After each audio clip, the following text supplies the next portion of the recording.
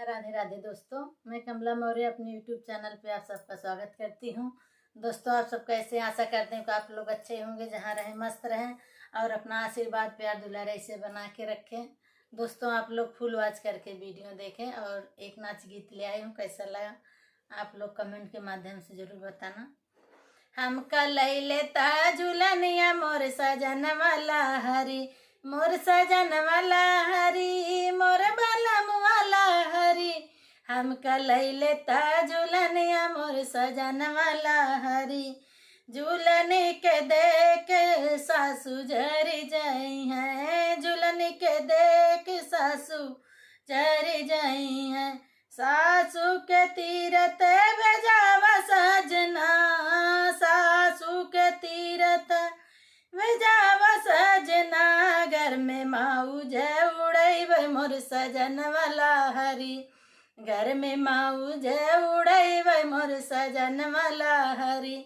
हम कलैले झूलनिया मोर सजन वाला हरी, हम कलैले झूलनिया मोर सजन वाला हरी, मोर सजनवा लारी, मोर बलम वाला हरी। हम कलैले झूलनिया मोर सजन वाला हरी, झूलने के देखी जेठान जरी जाई है, झूलने के देखी जेठान जरी जाई है। जेठनी के अलग कराव सजना, ओ जेठनी के अलग कराव सजना।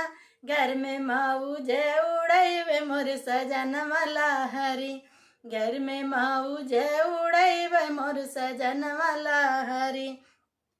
हम कलैले झूलनिया मोर सजन वाला हरी, मोर सजन वाला हरी, मोर बलम वाला हरी। हम कलैले झूलनिया मोर सजन वाला हरी, झूलने के देखी ननद जरी जाई है, झूलने के देखी ननद जरी जाई है। ननदा के ससुर बजाव सजना, घर में माऊज उड़ैब मोर सजन वाला हरी, घर में माऊज उड़ैब मोर सजन वाला हरी, मोर सजन वाला हरी, मोर बलम वाला हरी।